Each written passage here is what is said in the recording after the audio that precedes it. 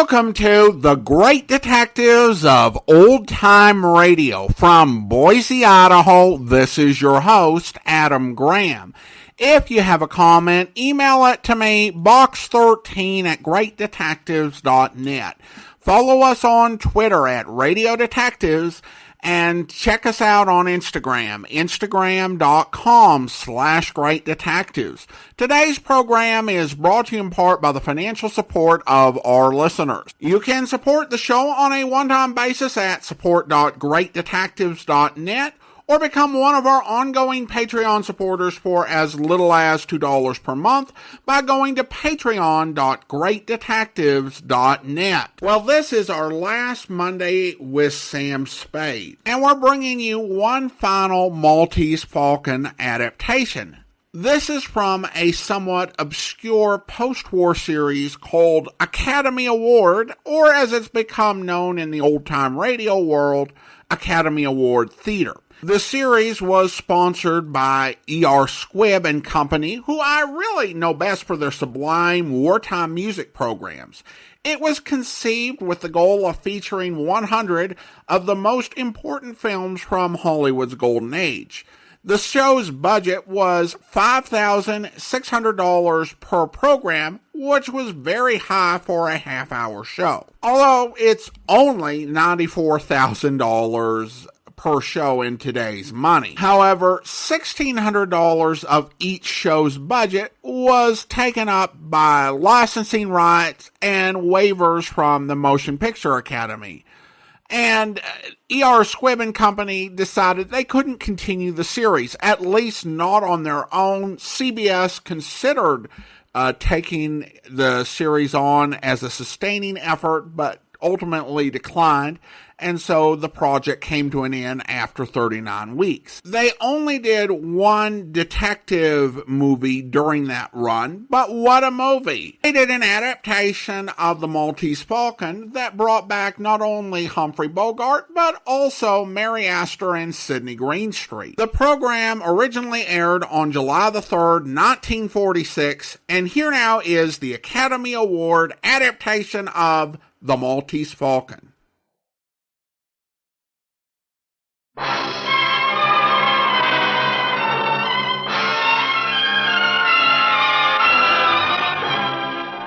House of Squibb presents Academy Award.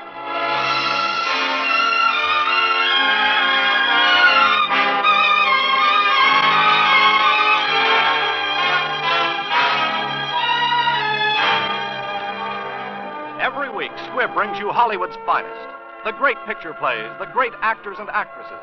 Techniques and skills chosen from the honor roll of those who have won or been nominated for the famous Golden Oscar of the Academy of Motion Picture Arts and Sciences.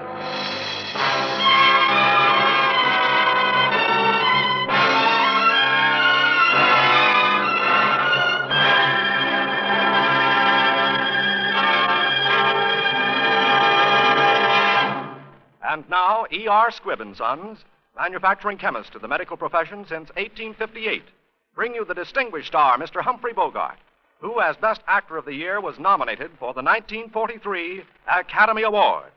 You will also hear Miss Mary Astor, who won the 1941 Academy Award as Best Supporting Actress of the Year, and Sidney Greenstreet, who was nominated for the 1941 Academy Award as Best Supporting Actor. Tonight, Mr. Bogart, Miss Astor, and Mr. Greenstreet will play the famous roles they created for the screen in The Maltese Falcon, the thrilling mystery which was nominated as Best Production of the Year for the 1941 Academy Award.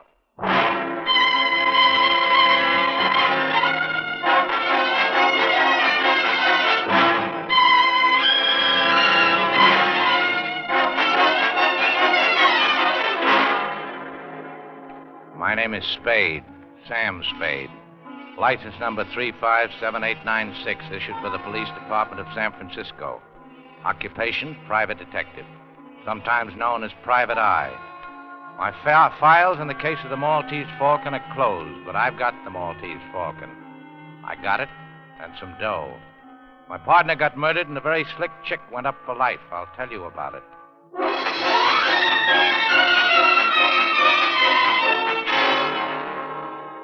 This slick dame comes to see me one day, gives me a song and dance about her sister and a guy called Floyd Thursby. She wants us to get her sister back before her mother and father get in from Hawaii. I put my partner, Miles Archer, on the case. At night, he gets murdered. And so does this guy Thursby. I go round to the apartment where the dame is living, the one called Brigid O'Shaughnessy. She had something I seemed to go for. Oh, Mr. Spade, come in. I have come in.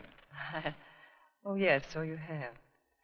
Mr. Spade, tell me, am I to blame for last night? You warned us that Thursby was dangerous. Of course, you lied to us about your sister and all that, but that doesn't count. We didn't believe you. Oh, help me, Mr. Spade. I need help so badly. I've no right to ask you, but I do ask you. Help me. Mm-hmm. You won't need much of anybody's help. You're good. You're awful good. It's chiefly your eyes, I think, and that throb you get into your voice when you say things like, "Help me, Mr. Spade." I deserve that.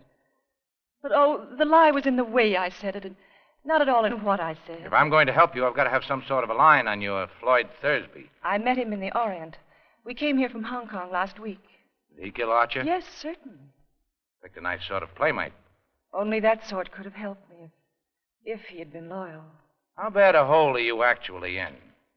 As bad as could be. Physical danger? I'm not heroic. I don't think there's anything worse than death. Then it's that. It's that as surely as we're sitting here. Unless you help me. Who killed Thursby? Your enemies or his? I don't know. His, I suppose. I'm afraid. I don't know. Who are these enemies? Well, there's a small, dark man with white teeth and a smooth, dangerous, fat man. Oh, this is hopeless. Well, how much money have you got? I have about $500 left. Give it to me.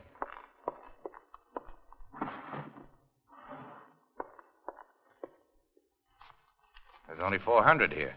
I had to keep some to live on. Okay. I'll be back as soon as I can. You needn't come to the door with me. I can let myself out. I went by the office then and found a dark little guy with very white teeth waiting for me. His name was Joel Cairo. He was a Greek. Mr. Spade, I'm trying to recover an ornament that has been, shall we say, mislaid. I thought and hoped you could assist me. Uh-huh. The ornament is a statuette, the black figure of a bird. I'm prepared to pay the sum of $5,000 for its recovery, and no questions asked. 5,000's a lot of money. It's a very interesting figure. You will put your hands together at the back of your neck, Mr. Spade. Huh? Oh, sure. I shall shoot you if you try to stop me, Mr. Spade. But I must search your office. But you won't find anything but a pair of worn-out rubbers, a half pint of rum, and a pack of chewing gum. We shall see. Please stand up. So. Sure. This way? No, the other way. Sure. I'll take the gun, Mr. Cairo. Now get up. I am very slow in things like that, unfortunately. Yeah. I'm still prepared to pay $5,000 for the return of the figure. Do you have it, Mr. Spade? No. If it is not here, why did you just risk serious injury to prevent my searching for it? Well, I should sit around and let people come in and stick me up. You wish some assurance of my sincerity? A retainer? I might. Say, $100?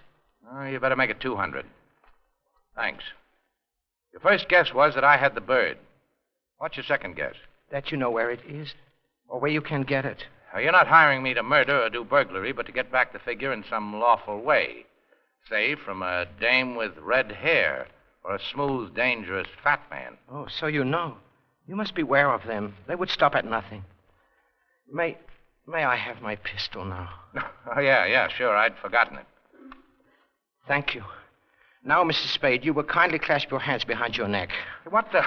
Don't move, Mr. Spade. This time I might shoot. I insist on searching your office. Sure. Go ahead.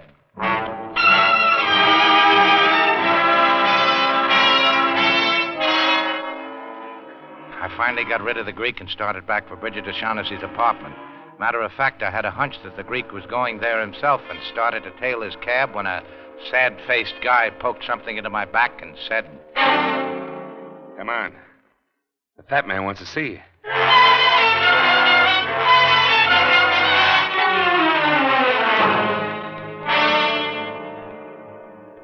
There he is, Mr. Gutman. The guy who was talking to the dame in the Greek.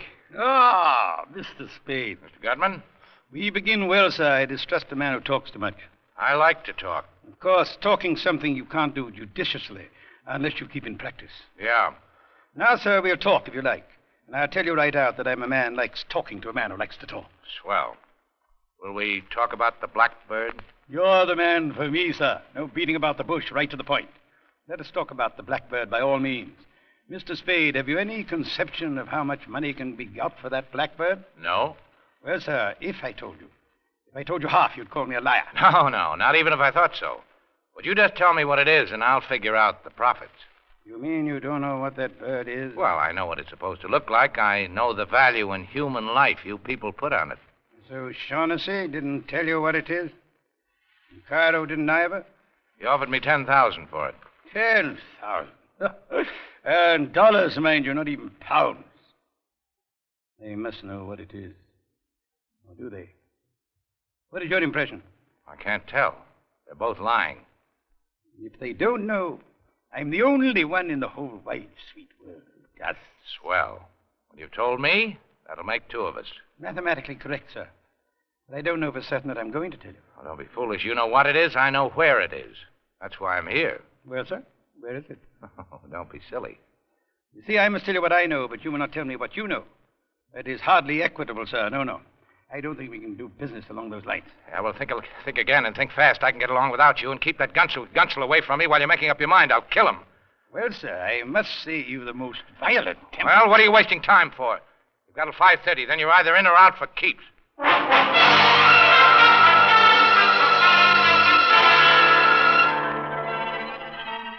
3 characters and a blackbird. Well, all I knew was my partner was dead and the cops were getting very uncooperative about the whole thing, including who killed Floyd Thursby. I thought I'd better get back to see that O'Shaughnessy dame before it was too late. And sure enough, it almost was. They came here and took him away. Took who away? Who? The police. They wanted to talk to you, too. They took Mr. Cairo with them. What was he doing here? He came to talk about the bird. What is this bird, this Falcon that everybody's all steamed up about? Suppose I wouldn't tell you anything at all about it. What would you do? Something wild and unpredictable? Maybe. Well, it's a black figure, as you know. Smooth and shiny of a bird. A hawk or falcon about 12 inches high. Now, what makes it so important? I don't know. They wouldn't tell me. But they promised me £500 if I helped them get it from the man who had it. Go ahead. They promised me £500 to help them, and I did. Then we found that Joel Cairo was going to take the Falcon and desert Floyd and me. So we did that to Joel first. You are a liar. I am a liar. I've always been a liar. Well, don't brag about it. Is there any truth at all in that yarn? Some. Not very much. Well, we've got plenty of time. I'll put some coffee on and we'll try again. Oh, I'm so tired. So tired of lying and thinking up lies and not knowing what is a lie and what is the truth. Oh, darling, don't stare at me like that. Come closer, darling. It is something to do while waiting. Why not? Kiss me, Sam Spade. Kiss me. Why not? That happens every time. I'll get it. Be careful, darling. Okay. Come on, you. He wants to see you. Well, if it isn't the fat man's killer. Hello, paleface. How many did you bump off today? Shut up. Gutman's waiting for you. No kidding. What kept you? Darling, what does he want? He wants me. The fat man's been thinking things over.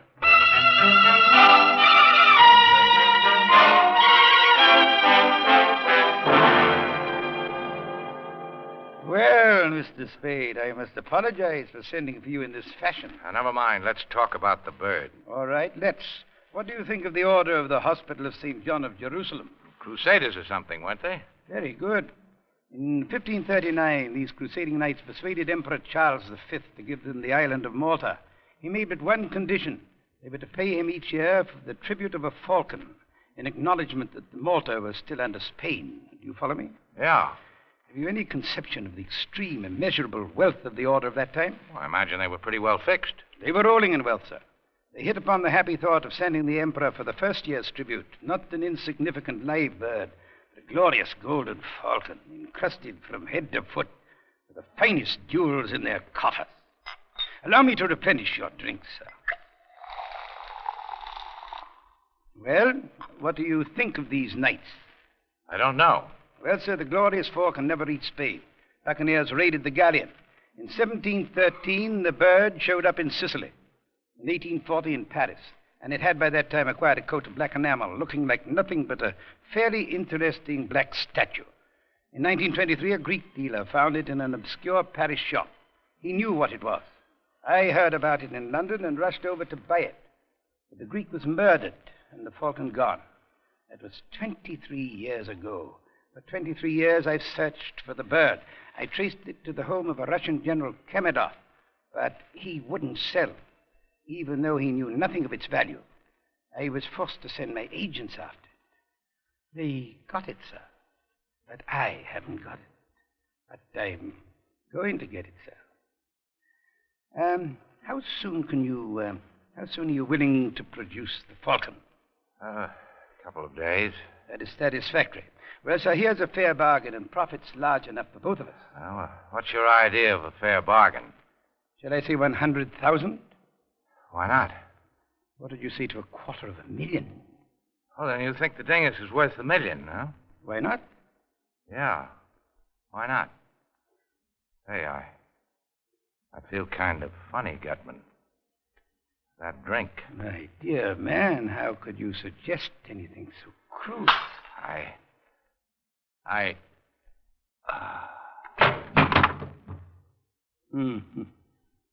Wilma. Yeah. The drink got him, huh? Put your guns away, Wilma. You must learn to be subtle in these things, like me. Out like a light, huh? Well, I owe him something, the louse. He thinks he's tough. Let's see if he can take this. That's enough, Wilma. You've kicked him enough. It'd never do to kill him here. Besides, Wilma, you know how I hate the sight of blood.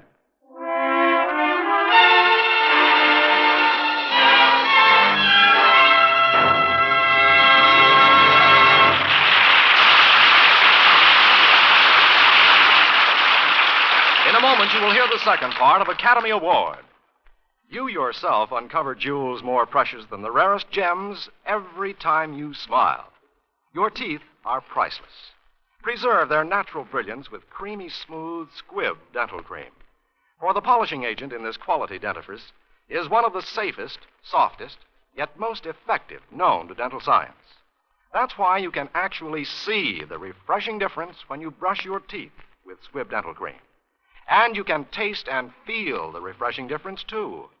That's because the delightful flavor of Squibb dental cream is cool and inviting as a shady bed of mint. Because the refreshing action of Squibb dental cream leaves your teeth and gums feeling gloriously clean.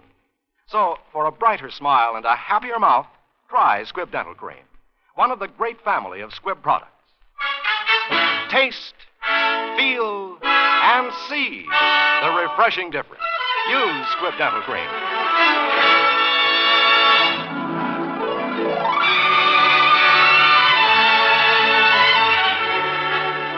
In a moment, you will hear part 2 of the Maltese Falcon. But first, we want to thank Warner Brothers for making this story available. And one thing more. On August 6th, Warner Brothers will celebrate the 20th anniversary of Sound Pictures. Yes, it has been that long since the silent shadows of the screen found a voice. We congratulate Warner Brothers on this historic anniversary.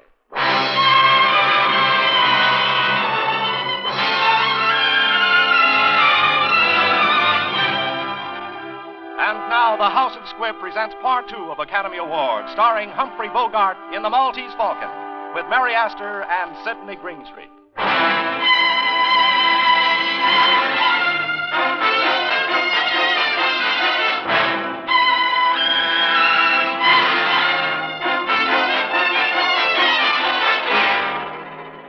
I guess the name of Sam Spade was a cinch for the back page obituaries, but I came out of it somehow and managed to get up and stagger out of that apartment. I went around to the hotel where Joel Cairo had a room and made a deal with the house dick to let me search it.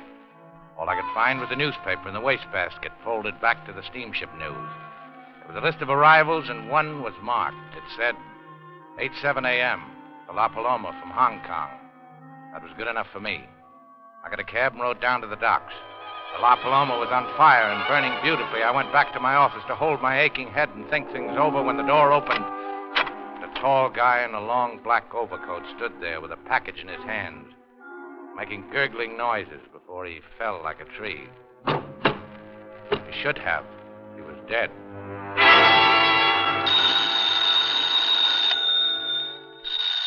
took a good look at him. He was the mate off the La Paloma. I unwrapped his package, and there it was. The black bird. The Maltese Falcon.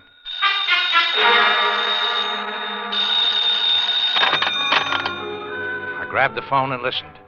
It was Brigid O'Shaughnessy, and she said she was in trouble. I found her shivering in a dark corner of an office building. I took her and the Falcon home to my apartment. I put her on the couch.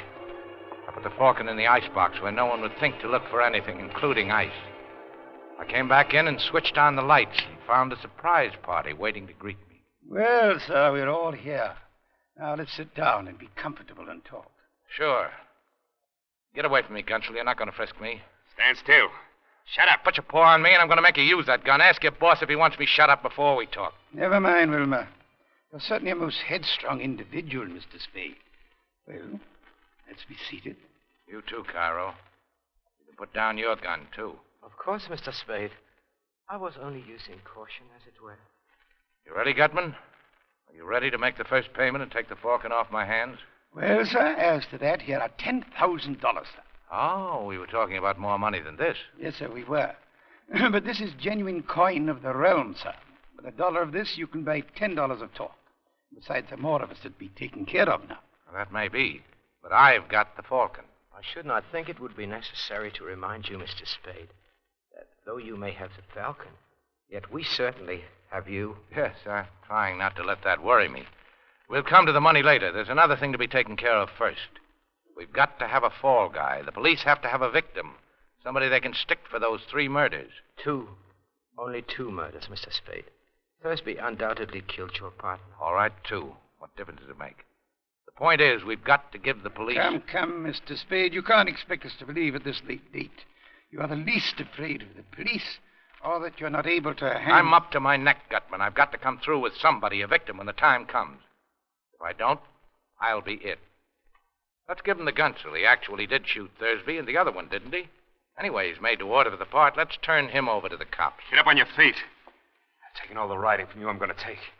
Get up. Shoot it out. No, Wilma, don't shoot. There, Gunsel, that'll take care of you. Put him on the sofa. Sorry, Brigid, but you seem to have recovered. I'm all right. Good. Well, gentlemen, there's our fall guy. Now, gentlemen, you agree, or I'll turn the Falcon and the whole lot of you in. Mr. Spade, I don't like this. What if we took matters into our own hands and... Well, you'll never find the Falcon. True, but there are other ways we could make you talk. No, I'd take it and make you kill me, and then you'd end up the same way. No, I believe you would, too. Well? I've always felt toward Wilma like a father. But you can have him. Swell. Let's get the details fixed. Why did he shoot Thursby?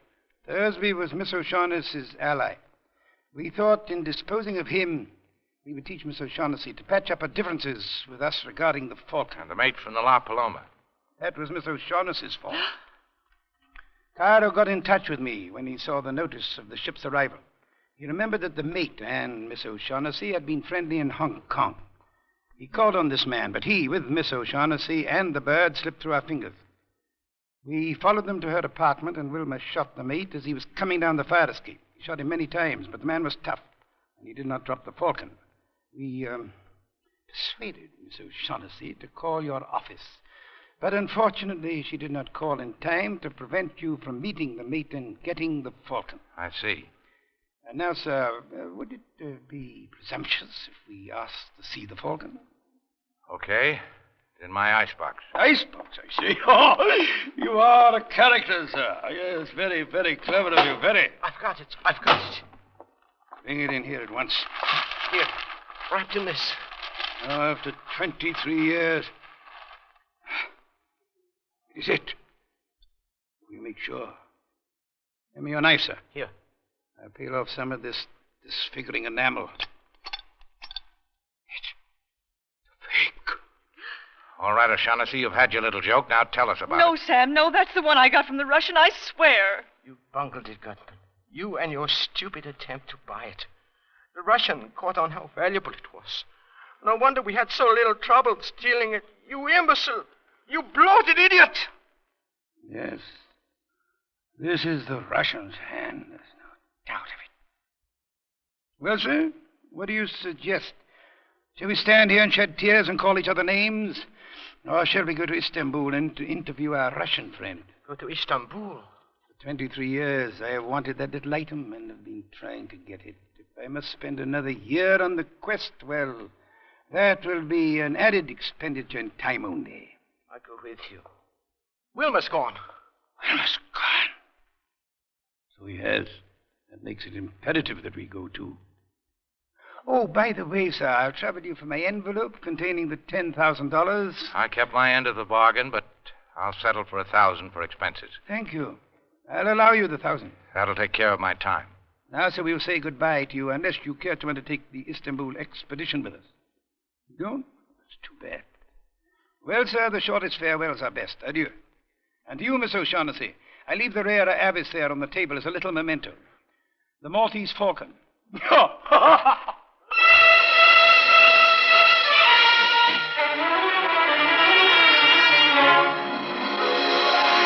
All right, O'Shaughnessy, talk. Where should I begin? You came to me and asked me to have Thursby followed. I put my partner on it. He followed Thursby. He was killed. You must have told Thursby he was being followed. I told him, yes, but please believe me, Sam, I wouldn't have told him if I'd thought Floyd Thursby would kill your partner. Miles hadn't many brains, but he had too many years' experience as a detective to be caught like that by a man he was shadowing up a blind alley with his gun tucked away in his hip and his overcoat buttoned. But he'd have gone up there with you, Angel. He was just dumb enough for that. And then you could have stood as close to him in the dark as you liked and put a bullet through him. Don't talk like that to me, Sam. You know I didn't know. Stop it. Why did you shoot him? I didn't mean to at first. I can't look at you and tell you this, You Sam. thought Thursby would tackle him. If he got Thursby, then you were rid of him. If Thursby won, you had something on him. Enough to be rid of him for good. Wasn't that it? Something like that. But when Thursby backed down, you took the gun and did the job yourself. Oh, Sam, sweetheart, from the very first instant I saw you, I knew. You angel. Well, if you get a good break, you'll be out of San Quentin in 20 years, and you can come back to me then. I hope they don't hang you, precious, by that sweet neck. You know deep down in your heart that in spite of anything I've done, I love you. I don't care who loves who. I'm not going to play the sap for you. I won't walk in Thursby's, and I don't know how many others' footsteps. You killed my partner, and you're going over for it. Why must you do this to me, Sam? Surely your partner wasn't as much to you Listen to me. This won't do any good. You'll never understand me, but I'll try once and then give it up. Listen. When a man's partner is killed, he's supposed to do something about it. And it happens we're in the detective business. Well, when one of your organization gets killed, it's bad business to let the killer get away with it. Bad all around. Bad for every detective everywhere. You can't send me to the... Sam, you can't. You love me. You love me. Maybe I do. What of it? Maybe next month I won't. I've been through it before. I'll have some rotten nights after I've sent you over, but that'll pass. I want you, sure, but I won't take you at the price because all of me wants to, regardless of consequences. Because you counted on that with me the same as you counted on that with all the others. Sam, darling, kiss me, kiss me. Sure. Sure, baby.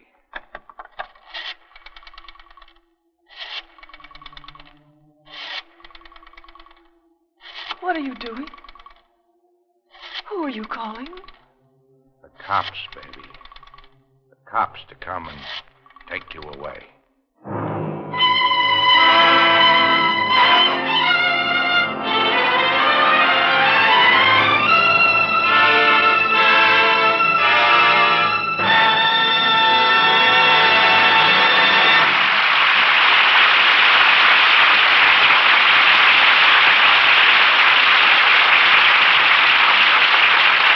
Just as thrilling as tracking down some fabulous treasure, is the search for the unknown which goes on unceasingly in the Squibb Research Laboratories.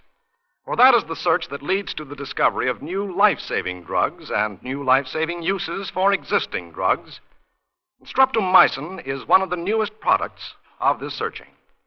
In the new field of medicine opened up by penicillin, streptomycin, still in the testing stages, shows great promise against additional enemies of mankind. That is why Squibb scientists are working night and day to unlock the secrets of streptomycin, to improve the strain, to find and test all the ways in which it may be used in the conquest of disease. It is this same questing spirit, this refusal to stop anywhere short of perfection, that inspires all endeavors of the House of Squibb. It is one reason why, wherever you come across it in the service of human health, Squibb is a name you can trust.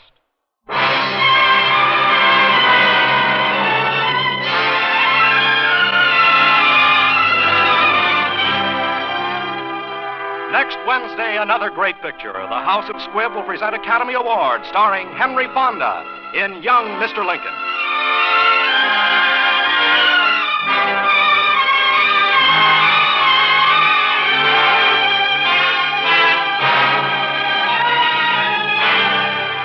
Today's performance of the Maltese Falcon was written for radio by Frank Wilson, with an original musical score composed and conducted by Leith Stevens. Our producer-director is D. Engelbach. Humphrey Bogart is soon to be seen in Warner Brothers' Big Sleep. Mary Astor appeared through the courtesy of Metro-Goldwyn-Mayer, producers of the Technicolor musical Easy to Wed.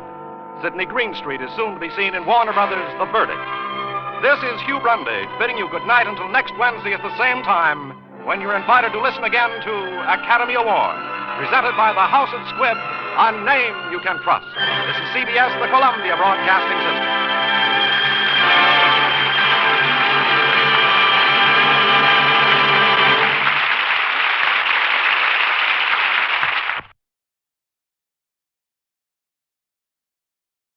Welcome back. It can be a mistake to assume if you've heard one half-hour adaptation of a movie with the same actor, you've heard them all.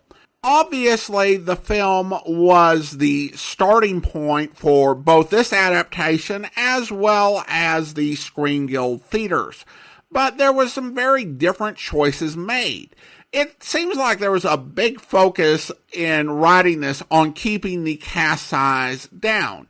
Telling the Maltese Falcon with only 5 speaking roles is an achievement, even if it involves Sam inventing the rule that villains never look in the icebox. This one did have a really good focus on the relationship between Sam and Brigid, and really made those scenes pay off and feel impactful. I think that this may have been the strongest adaptation in that regard. Gerald Mohr might seem an odd choice for Wilmer, but while Mohr could be a leading man, he did a lot of character roles, so it's very hard to argue that he was ever miscast in anything, as he always tended to rise to the occasion. If there was one Kasper Gutman line I missed, it was after he had decided to let Spade have Wilmer.